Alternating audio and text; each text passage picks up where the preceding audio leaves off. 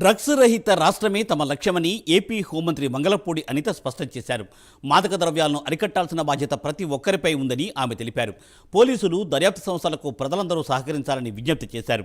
Drugs మహమ్మారిని అంతం చేయాలంటే ప్రజల సహకారం తప్పనిసరి అన్నారు మంత్రి. ఇంటర్నేషనల్ యాంటీ డ్రగ్స్ డే సందర్భంగా విశాఖ ఆర్కే బీచ్లో విశాఖ పోలీసుల ఆధ్వర్యంలో నిర్వహించిన ర్యాలీలో హోంమంత్రి అనిత పాల్గొని ప్రసంగించారు. డ్రగ్స్ కారణంగా ఎన్నో కుటుంబాలు, సమాజం నాశనం అవుతున్నాయని అన్నారు. మత్తు పదార్థాలను అరికట్టేందుకు పోలీసు వ్యవస్థను బలోపేతం చేస్తున్నామని మంత్రి వివరించారు. మందులను వినియోగించబోమని హామీ ఇస్తున్నాం. ప్రతి వ్యక్తిని, ముఖ్యంగా యువతను ప్రోత్సహించడం ద్వారా మాదక ద్రవ్యాల దుర్వినియోగం యొక్క దుష్ప్రభావాల గురించి మేము అవగాహన కల్పిస్తాం. ముఖ్యంగా యువతలో మాదక ద్రవ్యాల దుర్వినియోగం పెరుగుతోందని మరియు ఇది ఆందోళన కలిగించే విషయమని మేము గ్రహించాము. మాదక ద్రవ్యాల నిజంగా నేనేదో నా పరపతి గురించో లేకపోతే నా ఇమేజ్ గురించో డిపార్ట్మెంట్ వాళ్ళకి ఒక మాట చెప్తే తీసుకెళ్లి వాళ్ళు అరెస్ట్ చేస్తారు. కానీ అక్కడతో సమస్య అయిపోతుందా?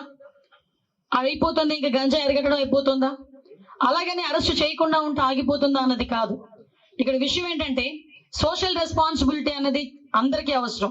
ఇందాకే డిపార్ట్మెంట్ వాళ్ళు చెప్పారు, చాలా మంది వర్క్ చేస్తున్నారు. ఇంకా చాలా తక్కువ స్టాఫ్, చాలా తక్కువ ఉన్నారండి.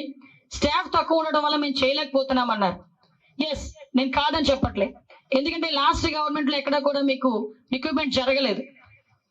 మాక్సిమం చాలా మంది ఇప్పుడున్న స్టాఫే మల్టిపుల్ టైమ్స్ మీరు వర్క్ చేస్తున్నారు. ఒక డ్యూటీ దిగిన వెంటనే ఇంకో డ్యూటీ ఎండాస్ చేయటం, కొంతమంది అయితే ఇళ్లకు కూడా వెళ్ళకుండా మన నెక్స్ట్ డ్యూటీకి అన్నది ఎండాస్ అవుతున్నారు. సో నేనేం చెప్తున్నానంటే ఈరోజు మనం స్మార్ట్ వర్క్ చేద్దాం, హార్డ్ వర్క్ కాదు. నేను లాస్ట్ టైం చెప్పా, ఇప్పుడు మనకి ఏజెన్సీ నుంచి విపరీతంగా గాంజా అన్నది దిగుమతి అవుతుంది. నేను ఇంతవరకు మొన్న సిపి గారు వాళ్ళతో కూర్చున్నటువంటి వరకు శీలావతి అంటే చేపే అనుకున్నా. డ్రగ్ కూడా ఉంటుందని నాకు తెలియలే. గాంజాలో ఒక పార్ట్ ఉంటుందన్న సంగతి తెలియలే.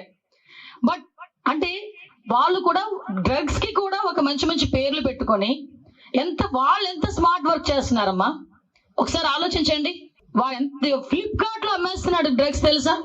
అమెజాన్ లో అమ్మేస్తున్నారు.